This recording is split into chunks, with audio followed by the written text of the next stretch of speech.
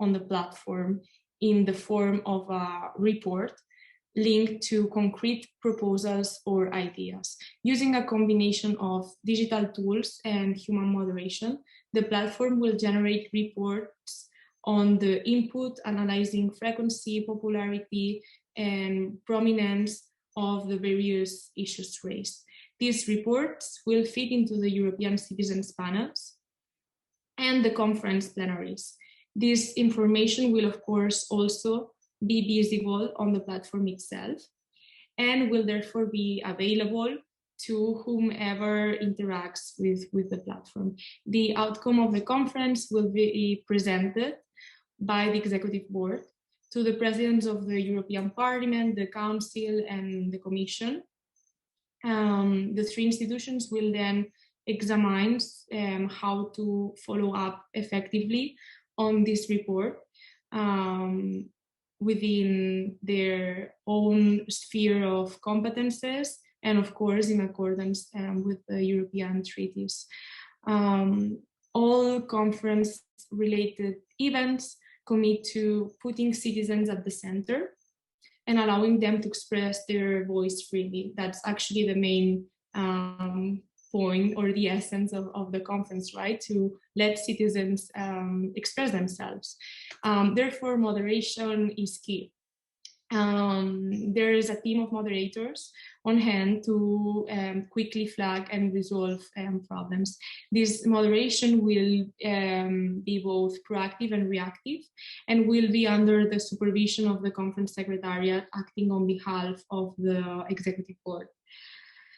Citizens are free to raise any topic of their concern via an open box on the multilingual digital platform for cross-cutting ideas or topics other than those listed on the platform.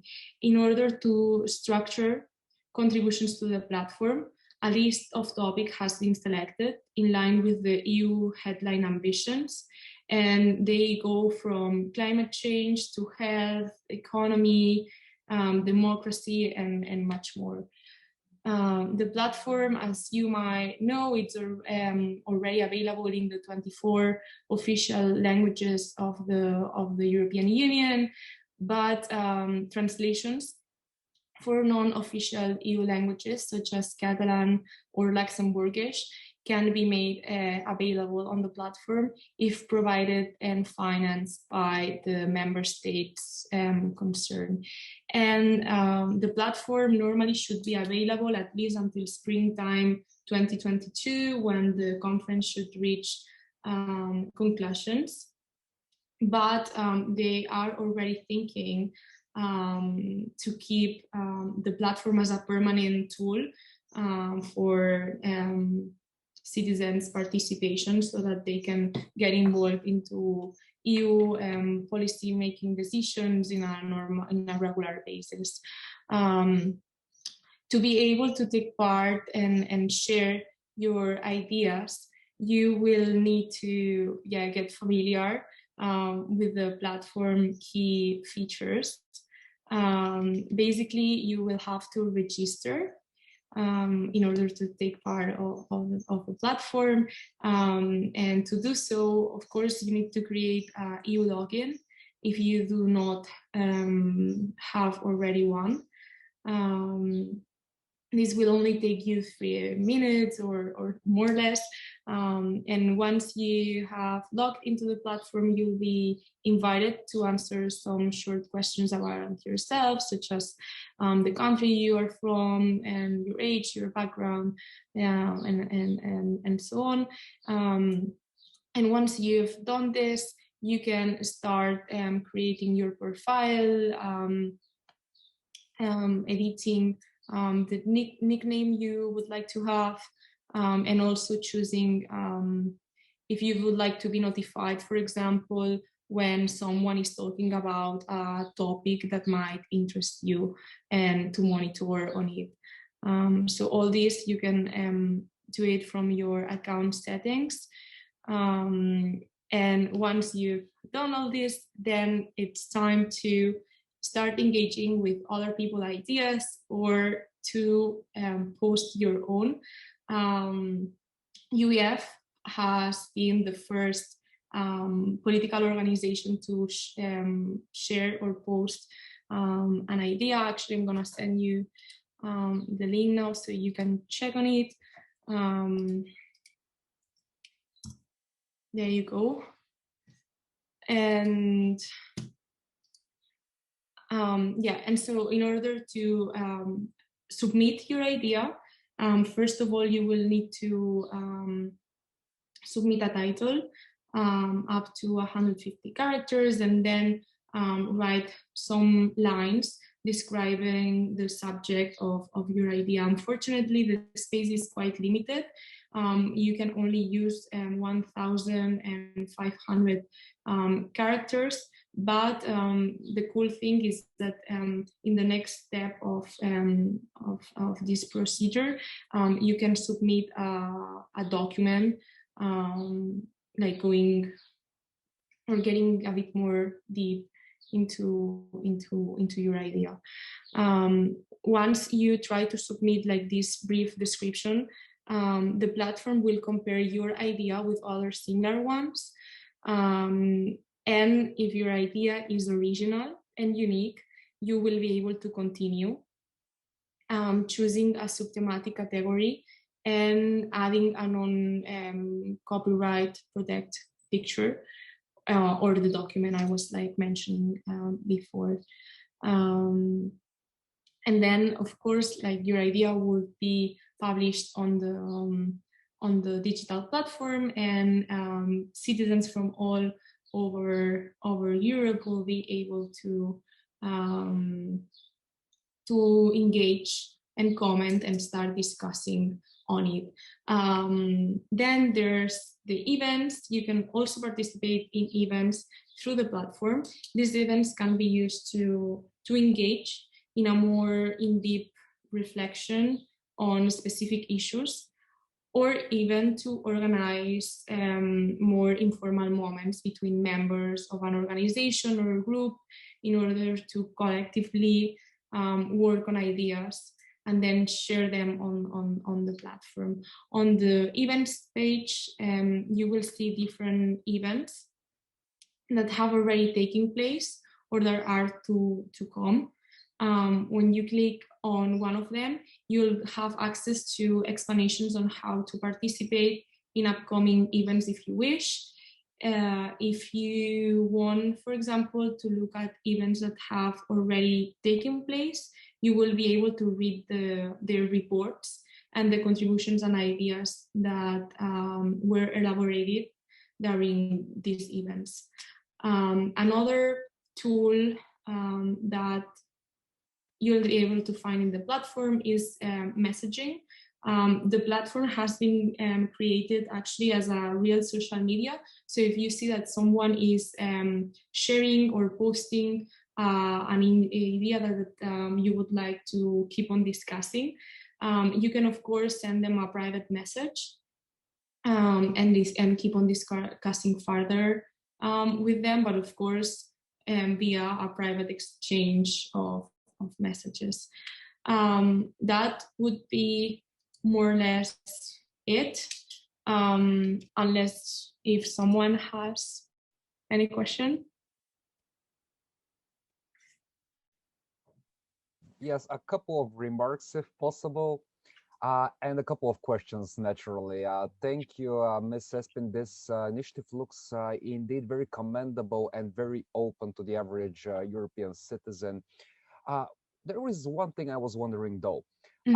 For any process to be complete in its entirety, for the whole cycle to go around, it seems very important, at least to me, that when this proposal end up in the associated committee to the associated higher-ups in the EU and end up getting discussed, or perhaps some aspects of them getting implemented, what would be the feedback process for those people who have participated to see that their ideas have actually been taken into account, that they have become part of this great, wonderful thing, which is the European process? And perhaps I have missed it, but I didn't quite catch if the platform in its current state has that in mind.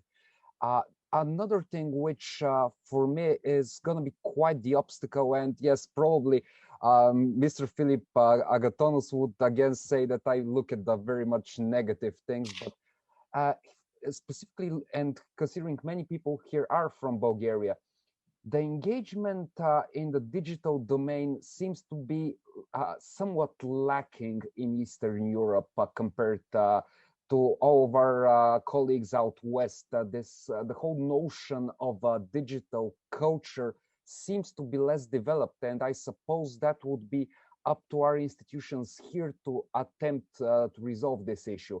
And it would be interesting to see once the platform gets going, once the proposals start coming in, what is, if there is, and I hope there is not, a discrepancy in the overall engagement participation between Eastern Europe, Bulgaria, Romania, and the West?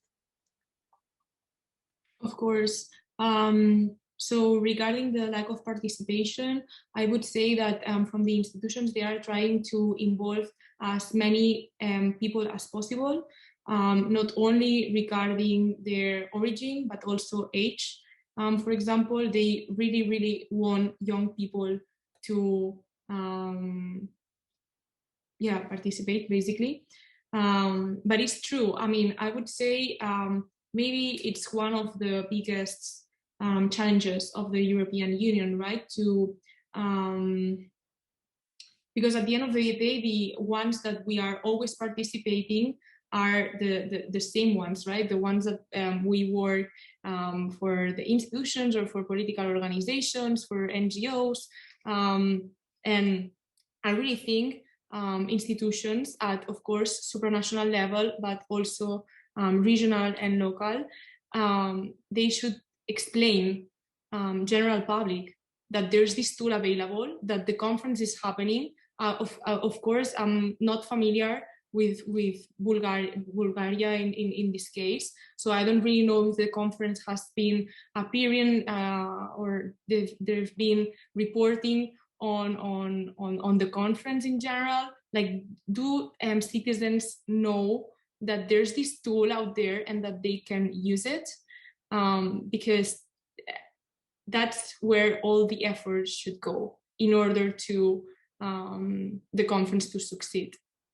I mean, at least this is my opinion. And then regarding the process, basically the ideas that are gonna have more engagement, more comments, more likes, you can like an idea, those ones are gonna be submitted to the citizens panels and discussed. Also, those ideas who that are being discussed in more events. So they are gonna be looking at those ones that are, that people are really like talking about on social media and so on. And the executive board will decide which topics will pass the cut and to be discussed in the citizens panels, and then the plenary and so on. Yeah, I think the public outreach from this should be very much present. Once this proposal gets submitted on the website of the platform and on the events themselves, people need to know, to see that, yes, their engagement has borne some fruit, basically. For sure. I mean, I completely agree. One of the biggest complaints is that, last week they've released how the plenary is going to be composed, and there's a lot of political representation, and not, unfortunately, not that many citizens from the general public. So this is one of the critiques that they have been raised in the past week. Of course, it's not going to be perfect, but at least we have this chance, and it would be, we have to make the best of it and try to contribute as much as we can. no great idea started out perfectly. It takes time, it takes effort. I Exactly. think we can all agree on that. The EU as well, it took time, but the results are here. So I think there's another question, Eva. Yes, I just want to confirm what has been said, because I think the most important thing is kind of feedback. Feedback. Yeah, this is crucial. You explained the whole modality. I think there's another way to come to feedback. If you, for example, run a group that is discussing, find some member of European Parliament that would embrace your issues and make them reinforce, because then this person would then maybe also use it in his or her statements and so on. You know, I think if you would include someone who's close to the European Union, be it one of the officials of running the conference, or being because there will be in every state, you know. So I think to build kind of link to someone that's closer to the process could also help, in my opinion. I think this could be also a way to ensure a kind of feedback. Of course. And at the same time, let me add, I mean, I completely agree with you, but let me just say that another essential thing will be actually the proposals. Yes. Yeah. They really have to be unique, something new, and it will all depend on the proposals, that we will see one outcome or another. Let's say treaty changes, plenty of things. But at the end of the day, it's like on civil society, the citizens, or organizations. I think if there's a large participation, they will also reconsider the way of giving feedback, as it was mentioned by Mario, to get a little bit more manpower in behind that, so that this can really be made then and enforce the whole process. I think if you really have big groups pushing for certain issues, then you will be heard, and then the possibility for the official convention, more or less, to touch upon certain issues and to agree on treaty changes will be bigger than if there's only a low participation or some gossip in it or something like that. So quality counts a lot. You are completely right. I totally agree with you, but we'll see. I mean, we'll see what happens. I really think that at this point, no one knows. The great news is that they are open to almost everything. Let's do not waste time and take advantage of it, because I really think it's a unique opportunity that Europe has never seen before. So this is all new for us citizens, but also for the institutions. So we'll see. It's going to be exciting, but challenging at the same time. So more questions? No? Should I? I guess we can close, Mariana. Okay.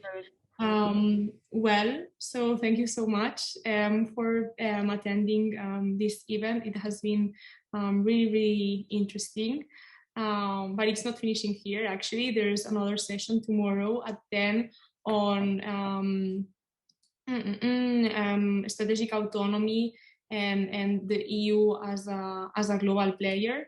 It has been a pleasure, and yeah, I guess that's it. See you tomorrow. See you tomorrow. Thank you. Bye. Bye-bye. Bye.